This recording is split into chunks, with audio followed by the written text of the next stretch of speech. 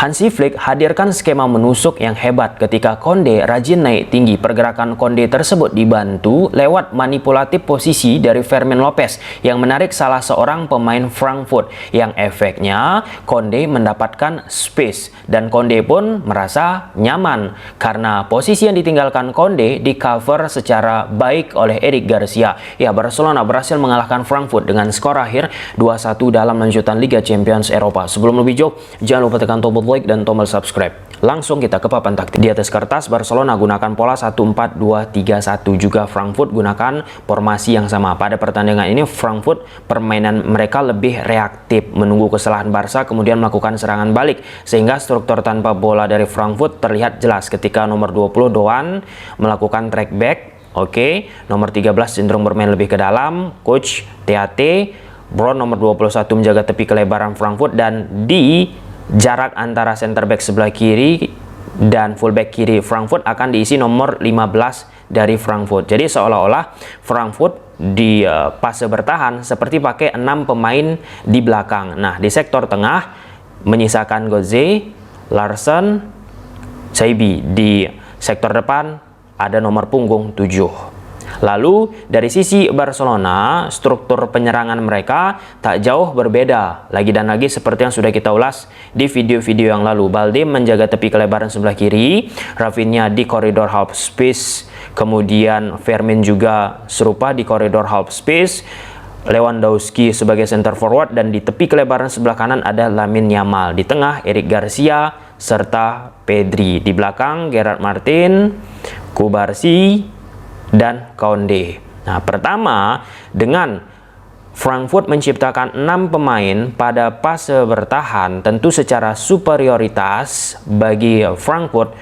menang orang ketimbang Barca yang hanya meletakkan 5 pemain. 1, 2, 3, 4, 5. Hingga akhirnya peran Conde melakukan overlap pergerakan tanpa bola, menyecar koridor half space sebelah kanan yang dimiliki oleh Barca sangat amat krusial, dan overlap yang dilakukan Conde ini pun tidak ujuk-ujuk ia bergerak naik tinggi begitu saja. Tidak, tetapi ada 2 dimensi yang hadir. Pertama, ketika Conde naik tinggi, maka Eric Garcia akan perlahan-lahan mengisi kekosongan yang ditinggalkan oleh Conde, dan ini sangat amat beralasan. Sebab ketika Conde posisinya tidak di cover oleh Eric Garcia akan memunculkan malapetaka ketika Frankfurt melakukan yang namanya serangan balik. Lalu yang kedua, lewat pergerakan manipulatif Fermin Lopez di koridor half space sebelah kanan ini 1, 2, 3 kali ia malah bergerak lebih ke dalam. Oke, ketika Fermin bergerak lebih ke dalam, maka di sini dipaksa Fermin nomor 15 yang dimiliki Frankfurt untuk naik tinggi. Oke, di sini muncul space, muncul celah rongga kawan-kawan, dan disitulah Conde pelan-pelan naik untuk menelusurinya.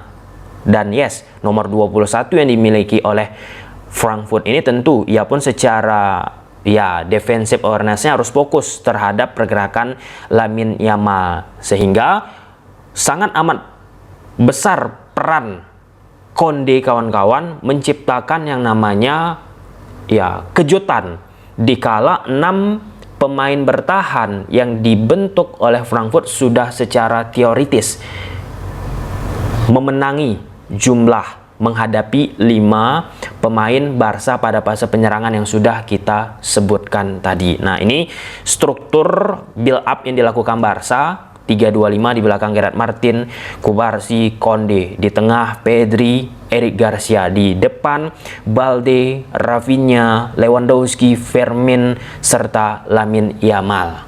Oke, dan ini menegaskan bagaimana Frankfurt menciptakan 6 pemain di belakang, 3 di sektor tengah, 1 sebagai striker. Mereka sifatnya cenderung bermain lebih reaktif, membiarkan Barca mendominasi pertandingan ini. Kalau kita bicara 15 menit, 20 menit, 25 menit pertandingan terus-menerus Barca diperas otak pemain-pemainnya untuk bisa banyak berkreasi, membongkar struktur pertahanan yang coba dibentuk oleh Frankfurt. Di sini Gerard Martin melakukan passing ke Balde dan langsung di awal-awal pertandingan muncul pattern yang dilakukan oleh Koundé. Ia melakukan pergerakan tanpa bola, masuk di antara center back sebelah kiri dari Frankfurt dan fullback kiri dari Frankfurt. Fermin Lopez, lihat, sudah melakukan pergerakan manipulatif untuk menarik satu pemain Frankfurt untuk keluar yang harusnya dia berposisi di area yang akan dijelajahi oleh Koundé. Dan di situ Pedri melakukan yang namanya early cross dan berujung sebuah yang namanya peluang. Jadi pergerakan Koundé naik tinggi tersebut, jika kita lihat di pertandingan ini memang sudah terkonsep, sudah terlatih. Dan sebelumnya di video Barca saat menghadapi Real Betis juga kita mention bagaimana ya keuntungan Barca jika memanfaatkan overlap yang dimiliki, bukan overlap sih, kemampuan attacking yang dimiliki dari Koundé. Kan sebelumnya agak ditahan itu Koundé untuk menjaga stabilitas terhadap sisi defensif yang dimiliki Barca. Nah, untuk di dua pertandingan terakhir kurang lebih kawan-kawan ini Koundé dibiarkan aja untuk lebih agresif lah, mengeluarkan yang namanya potensi dalam penyerangannya. Dan ini struktur pengulangan yang dilakukan Barca tegas ya, 3-2-5, case close, Martin, Kubarsi, Koundé, 2 di tengah, 5 di sektor penyerangan. Dan Frankfurt pun menegaskan kembali mereka gunakan struktur 6-3-1. Selesai pertandingan, Pedri memention pendekatan yang dilakukan oleh Frankfurt. Dia mengatakan kurang lebih secara substansi, kami sulit menghadapi Frankfurt. Bayangkan saja ketika kami masuk ke dalam kotak penalti atau melakukan penyerangan kawan-kawan, ada langsung 6 pemain yang diletak oleh Frankfurt di sektor pertahanan. Dan seperti yang kita katakan tadi, memang kenyataannya seperti itu. Sedangkan Barca kerap kekalahan orang. Artinya ketika Barca kerap mengalami kekalahan orang di sektor depannya, kan penting dari second line melakukan pergerakan tanpa bola. Dan aku pun memberikan kredit khusus lah ya terhadap pergantian yang dilakukan oleh Hansi Flick memasukkan Rashford. Dengan memasukkan Rashford, langsung Barca menggunakan winger murni sebelah kiri.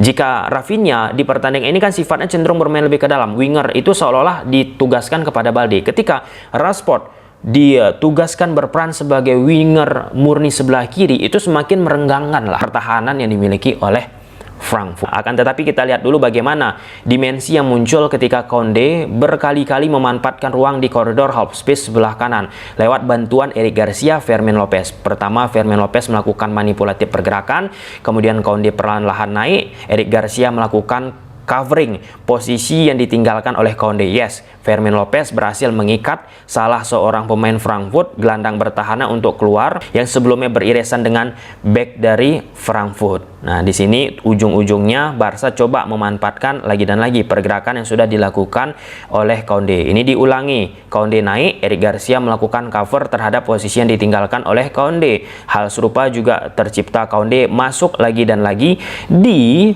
koridor half space sebelah kanan. Tugas di tepi kelebaran sebelah kanan itu sudah diberikan secara sah lah ya terhadap Lamine Yamal. Dan tentu bagi Barca pun mereka coba memanfaatkan yang namanya sisi kualitatif 1 versus 1 yang dimiliki oleh Lamine Yamal kawan-kawan. Ini proses gol Frankfurt ketika Lamine Yamal melakukan soloran akselerasi dari tepi kelebaran, namun tidak prima, counter attack dilakukan oleh pemain Frankfurt. Yes, dan nomor 7 dari Frankfurt langsung bisa memanfaatkan secara klinikal lah ya, efektif apa yang didapatkan oleh Frankfurt. Upaya Gerard Martin sebelum melakukan clearance ataupun interception tidak prima. Ini situasi-situasi yang memang sering dialami oleh Barca beberapa waktu terakhir kawan-kawan, lawan melakukan counter attack dan berujung sebuah gol.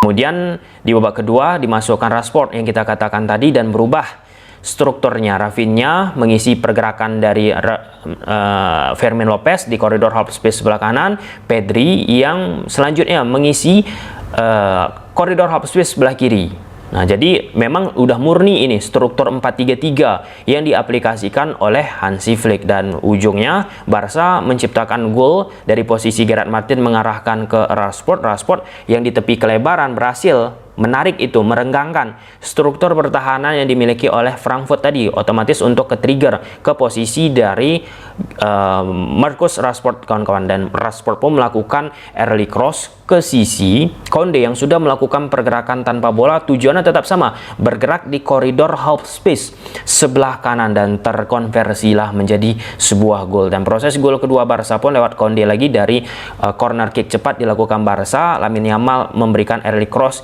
ke sisi Konde yang tanpa ada jamahan dari pemain bertahan yang dimiliki oleh Frankfurt. Jadi kesimpulannya kawan-kawan, ini pertandingan yang tidak mudah bagi Barca karena secara defensif Frankfurt pun so far so good, sebenarnya sangat amat solid kawan-kawan. Itu diakui sendiri oleh Pedri ya, di atas lapangan, pemain yang merasakannya.